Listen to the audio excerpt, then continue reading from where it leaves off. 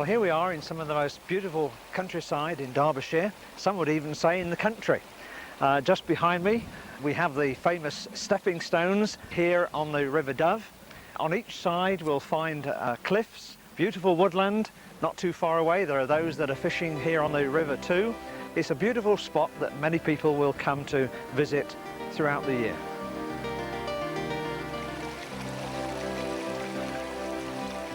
Just above the River Dove, you can see there are some beautiful scenes to be admired.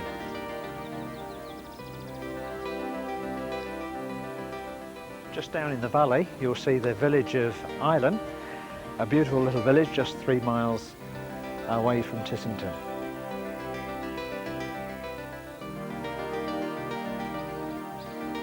The village of Tissington is on the Ashbourne to Buxton Road, just 3 miles the other side of Ashbourne, and we come into the entrance, and as you'll see, lined with these beautiful trees.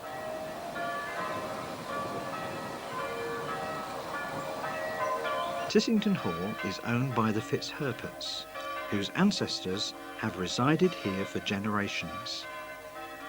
The hall dates back to Jacobean times and is an excellent example of its period, with impressive gates wrought by Derbyshire's own celebrated blacksmith, Robert Bakewell. At the back of the hall, there are beautiful gardens that can be admired.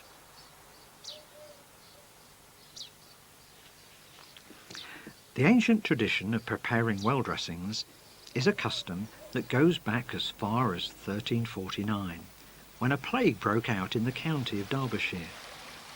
Tissington was one of the villages that escaped the plague due to the purity of the water, or so it is believed. And out of gratitude, the wells were decorated with flowers. 260 years later, there was a very severe drought. The village of Tissington, however, continued to enjoy a plentiful supply of water, and once again flowers were placed by the side of the well as a token of gratitude. In 1758, Nicholas Hardings, clerk of the House of Commons, wrote, "At Tissington, Fitzherbert's village, we saw the springs adorned with garlands. In one there was a tablet inscribed with rhymes composed by a schoolmaster in honour of these fountains." In the 19th century, a significant change of technique took place, which was developed into the style that we recognise today. It is the village of Tissington that has become famous for its well dressings, and visitors come from all over the country and indeed the world to see these beautiful works of art. Here is a selection of well dressings that have been on view over recent years.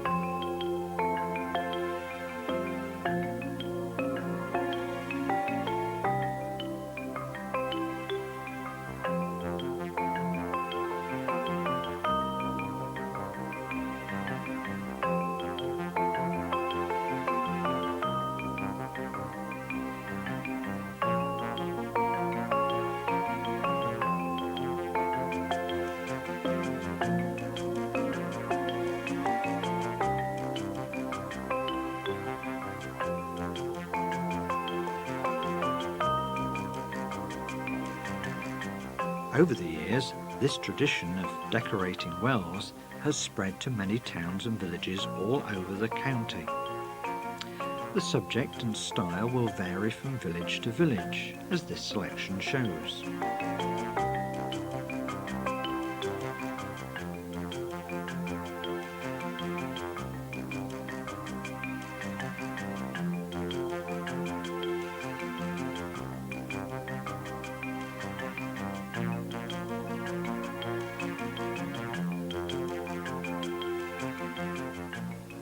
There are some of the well dressings that take a children's theme.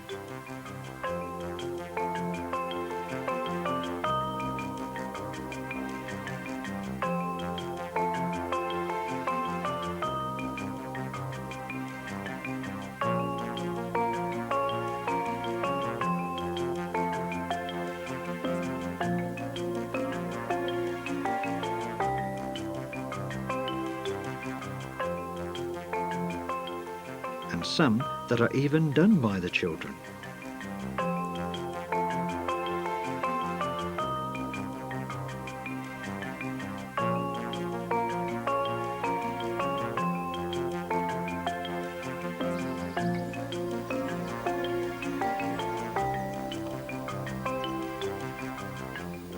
The well dressing ceremony here in Youlgrave started soon after the water was pumped up from a local spring in 1829. The artistic workmanship that goes into the well dressings here at Youlgrave is something to be admired.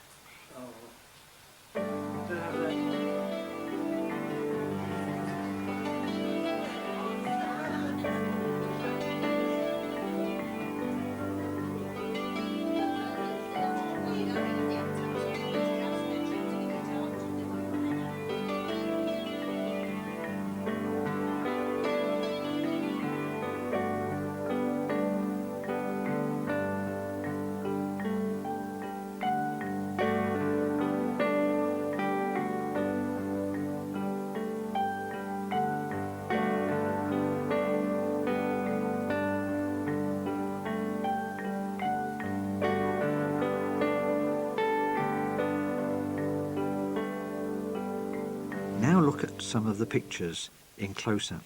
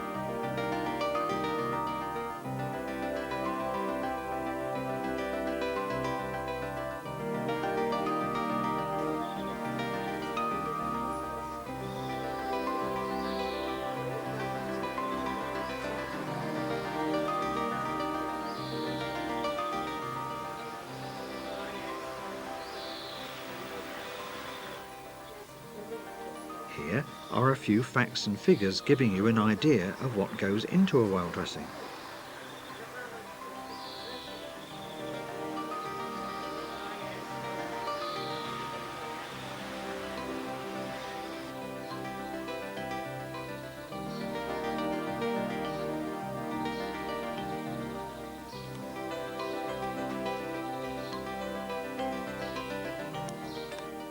Now you may be wondering how these marvellous works of art are put together, and if so, then I'd like, if I may, to introduce you to Edward Carr. And Edward, would you like to just tell us, how does it all begin? Well, we start about 10 days before the wells are put up. We go on the Saturday and dig some clay from a farm at the bottom end of the village. Then we bring that up, put them in tubs like this one, and fill it up with water, and the clay's left to soak. On the same day, we put the boards in the pond to soak. They're left like that for a week, and then the following Saturday, we come up and tip them out onto a board and puddle the clay. Now when you say puddle the clay, I mean, what do you mean by that? Well, the clay's quite hard from when we've dug it up. We tip it out on a board and then trample in it and tread it, and then if there's any little stones or bits of wood, we pull them out and we keep adding water till it's like a soft consistency. And then on the Sunday morning, we fetch the boards out of the pond and set them up on trestles, as you see in the sheds, and then spread the clay on them, about an inch thick, all over. The next stage is a paper pattern with the design on. This one's the pattern border that goes either side of the well dressing. And you lay the paper pattern onto the clay and line it up. And then you use a metal point to prick through the design at about 1 centimetre intervals all the way around the design. And then when it's removed, we've got the pattern all laid out. The next stage is to go around the dots with, we use coffee beans for this. Other wells use different materials, but we use thousands of coffee beans for this process, and they just get pushed in about halfway down the coffee bean. It can take a long time, this process. The whole of the first day, in fact, is spent doing the outline to the picture and the pattern. This year we've used parsley for this leaf design, and you just break small bits of parsley off and push them on. Push them firmly into the clay because we don't want them falling out, because they do stay up for a week, and it could be all sorts of weather. We don't want the bits to fall off, so we push them firmly in and fill up the whole of the design with parsley. But of course we do use all sorts of other materials. With the flowers, carnation flowers or hydrangea flowers, you start at the bottom of the pattern and layer it upwards so that the rainwater, if we do get rain, just falls off the pattern and doesn't destroy the petals. Right. So the flowers and the parsley that you're talking about, I suppose they draw the moisture from the clay itself, and that's what keeps them... Keeps them fresh, yes, that's right. And that's the reason for soaking the boards in the pond initially as well, so that the wood is full of water and can keep feeding the flower petals. We have a team of between 6 and 8 people at any one time. People come and go, maybe do a few hours or a morning or an afternoon. So over the 3 days, there's quite a lot of people involved in each well.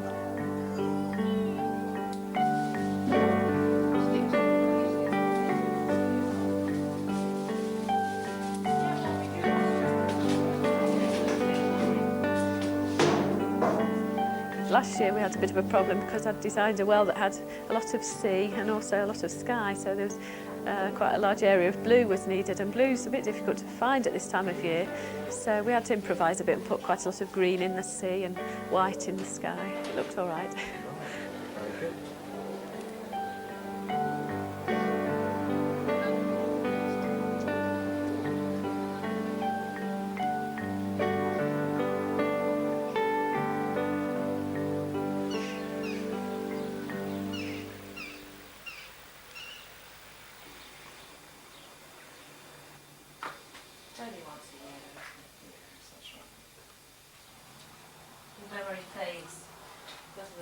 Jim, can you just tell us, how did you get involved in this well dressing? Well, my neighbour Jim, who lives over just across from us, said, "Come and see the well dressing." So we came and saw the well dressing. They said, "Now, have a go." So we had a go, and then they asked, needed another new designer. So I was asked would I take it on, as I've always been in drawing, being a retired architect. So that's how I came to be a well dressing designer. We soak the boards in the river, and then the evening before we start doing the well dressing, the clay is put on the boards, and we all gather down by the river to do it, which was great fun. Right. It's a village affair, like a fete. Right. And then you mark it all out, and this year I notice you've chosen Paul and Silas. Yes. Is there anything that kind of stimulates you to choose a subject, or? Well, I feel my response to the well dressing is it's an opportunity to be a witness to the Lord. Right.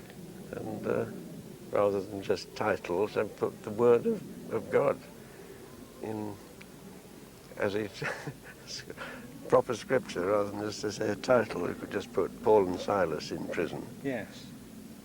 That just So title. It's really got a message. It's got a message. Yes. The bones of the story. Right. Very good. What it's all about.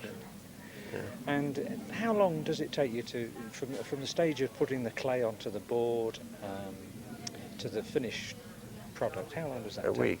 That's done on the Monday, and then we're putting. We prick it out on Tuesday, and put the wool round. Take the paper off, put the wool round where all the little holes are, which that's the pattern. Yes. And then we go on to the petling, and we finish on Friday night sometime, which is today, in fact. Right. So then on Saturday morning, On Saturday morning, at 5:30, we pick the boards up and take them down with the tractor down onto the site. Right. Yeah. Yeah.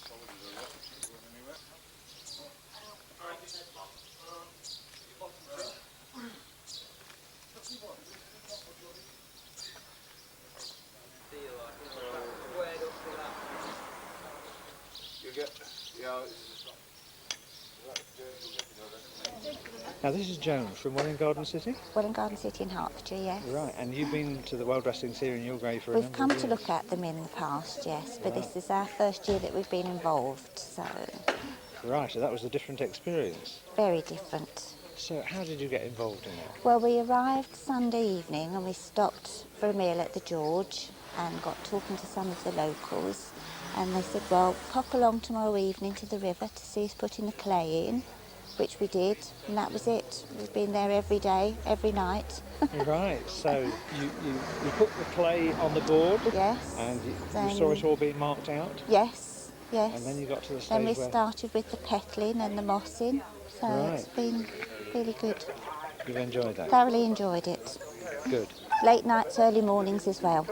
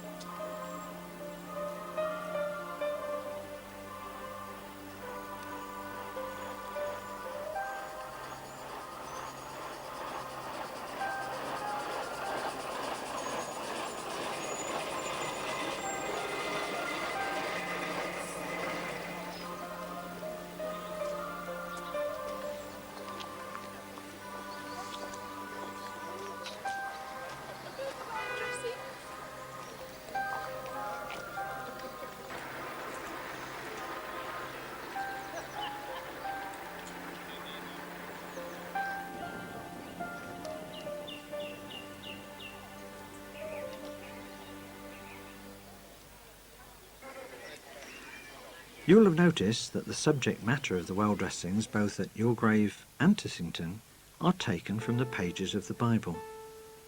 And here are a few examples. Abraham and Isaac, Moses on Sinai.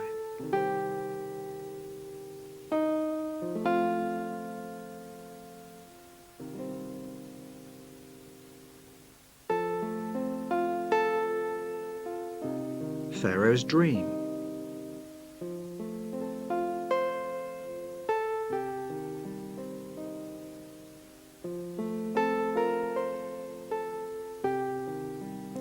These stories from the Bible, as well as many others, are given in order to open our understanding as to how we can come to know God in a real and personal way.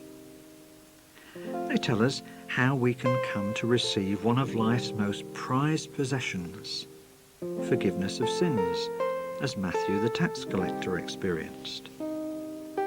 They tell us how our lives can be changed and transformed, as the woman at the well. The one who is responsible for all these great gifts being made available to us is Jesus Christ, the key figure of the Bible.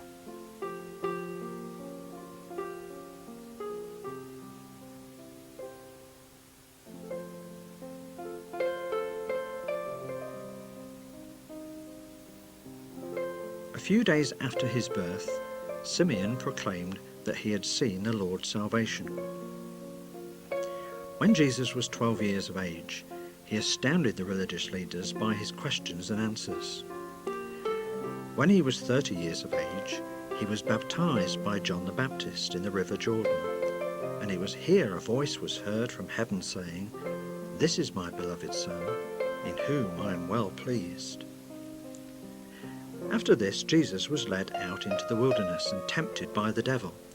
But neither here nor at any time throughout his life did he ever do anything that was wrong. Jesus began his ministry by performing many miracles, the first of which was the turning of water into wine at the wedding of Cana in Galilee. There were many other miracles, such as the miracle of the great catch of fish.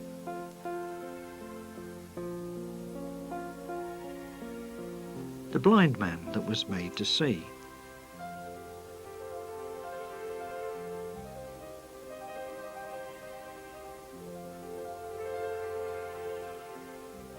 Jesus here walking on the water.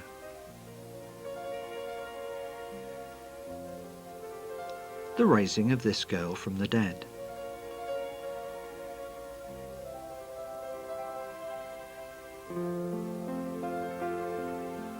The feeding of the 5,000 with 5 loaves and a couple of fish.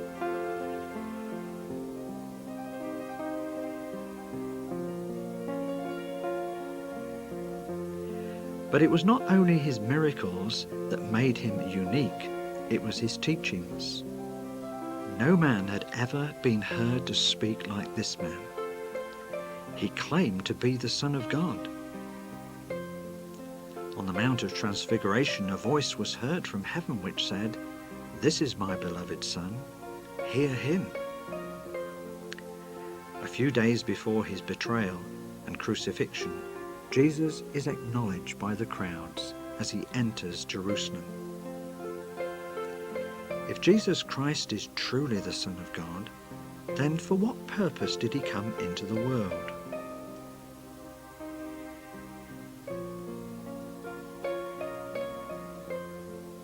Jesus said that he was the Good Shepherd who gives his life for the sheep. When Mary anointed his feet with oil, Jesus said that she had done this in preparation for his burial.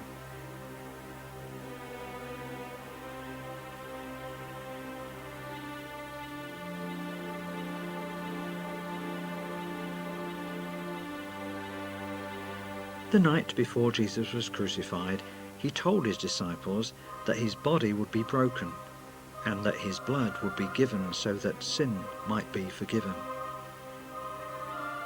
Later that evening, Jesus was to take his disciples into the Garden of Gethsemane, where he prayed that if it be possible, he may escape the cross. But if there was no other way, he would submit himself to his Father's will.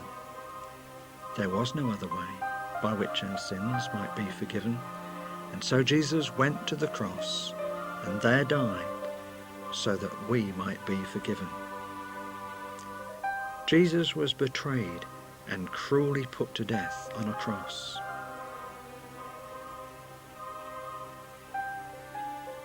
The crowd had preferred Barabbas, a murderer and a robber, to be released to them and to have Jesus Christ crucified. But it was by this very death that Jesus paid the price for sin so that we might be forgiven.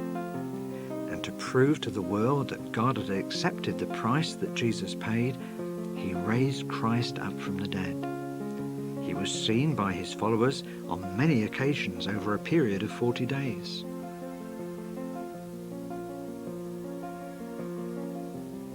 If we are to be forgiven and experience this change in our own lives, then we, like the prodigal son, must come to Christ, acknowledging our sin and put our trust in him. This is what happened to Paul on the Damascus road.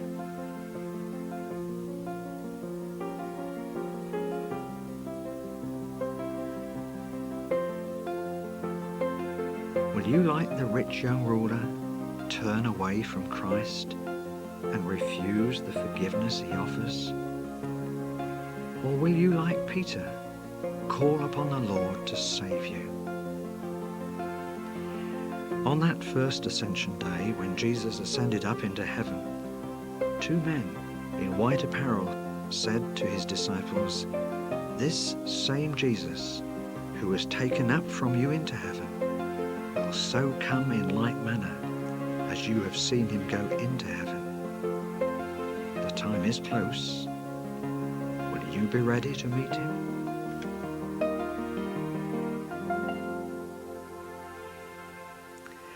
We trust that you have enjoyed the video and that you will come to respond to the message it brings. If you would like to receive more information on how you can get right with God, then do write to the address that is on the video package.